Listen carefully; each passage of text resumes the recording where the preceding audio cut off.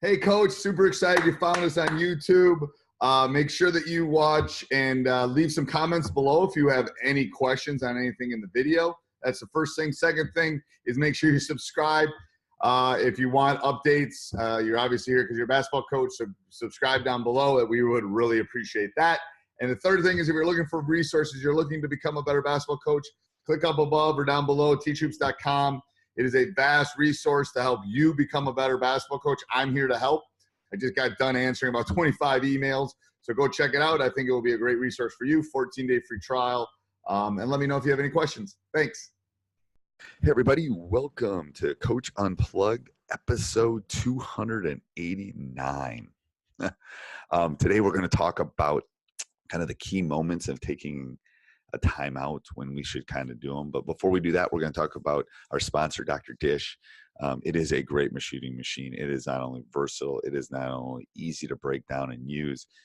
You know, I was in with my son today, and I think in a minute we had it up and ready to go, and we broke it down in another minute. You know, we're not spending, it's easy to roll in and out. So go over and check them out. Make sure you mention Coach Unplugged, and they will give you $300 off your next purchase. That's awesome.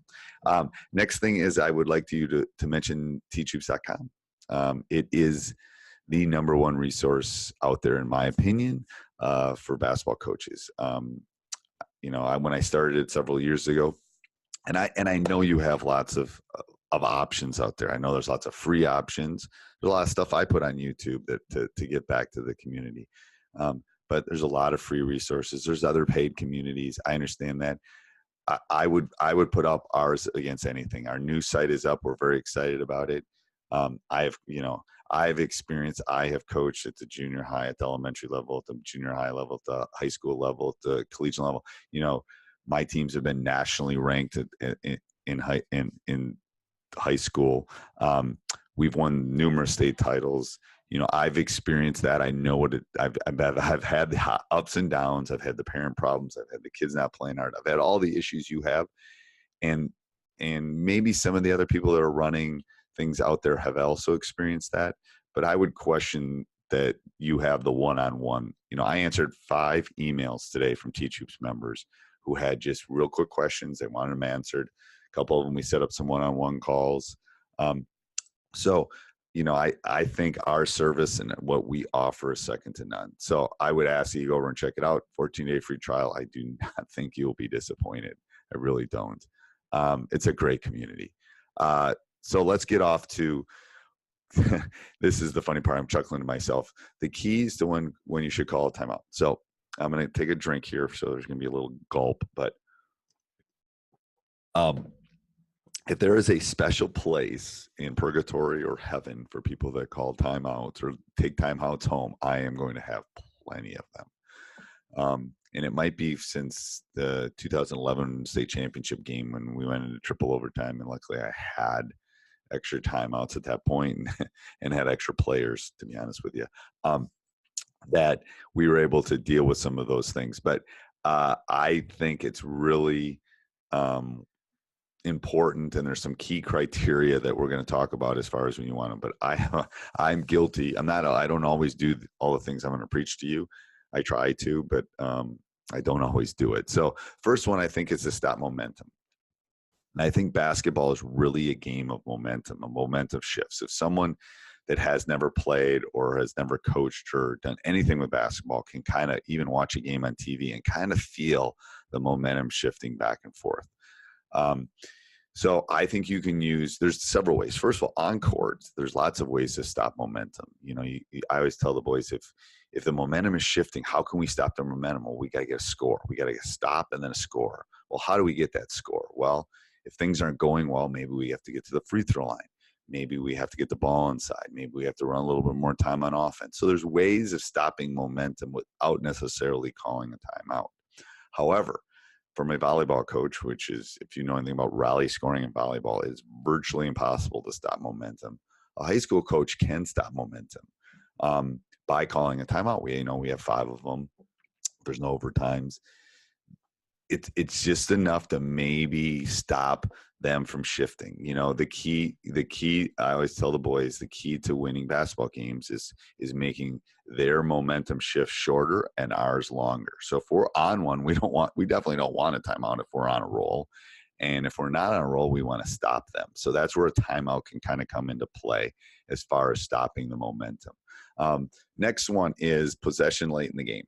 So the possessions become more important maybe in the last 2 or 3 minutes of a game, especially if it's close. Our rule is if there's a scrum or a loose ball early, we don't call a timeout. We know we're going to get it. We're going to take it away from you. That ball is ours. No one is getting it. So that is something really important in our program, in our culture, that we just know that we're just going to go in and we're not going to burn a timeout. However, it does change in the last, several minutes where hopefully I've kept some of my timeouts and I want to maintain a possession. Then I can definitely do that and I can hold on to the ball at that specific point. So we really, I can name the number of times probably in the last 2 or 3 years that I've had to call a timeout to maintain a possession at the end. Maybe there's going to be a jump ball and we're going to lose the possession and it's really important.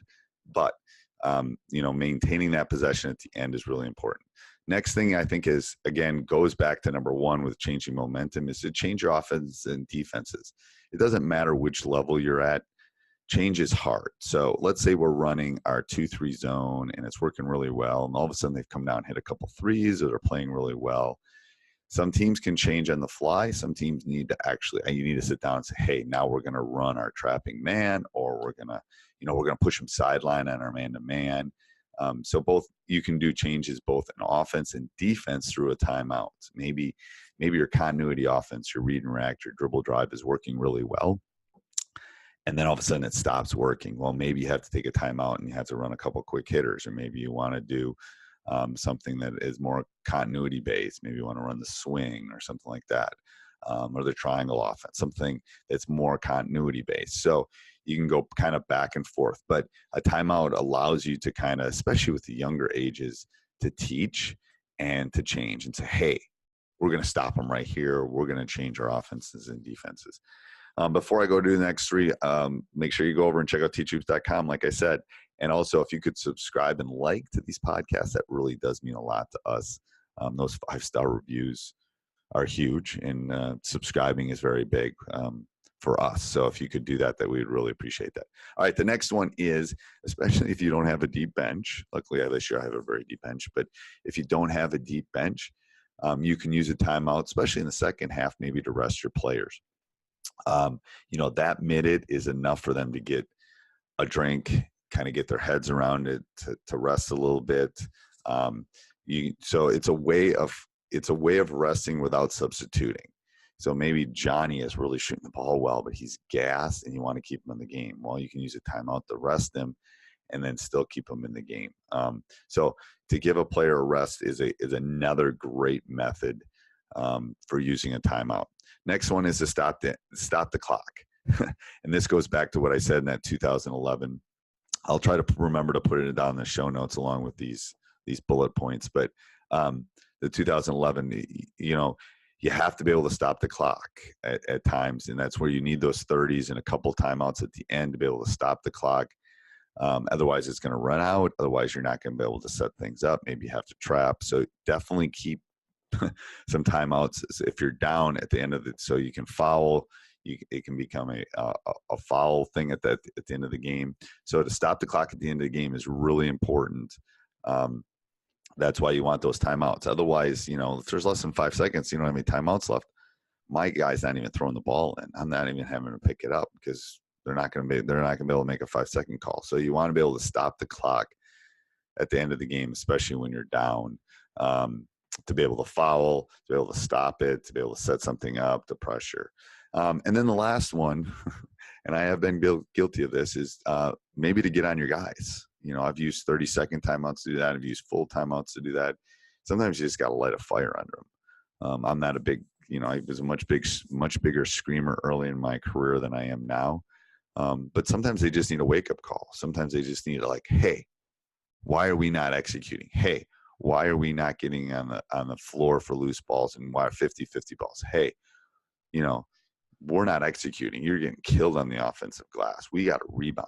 So blah, blah, blah. So I think both of those are things that you can use your timeouts for. So let's go through these again real quick. First one is to stop momentum.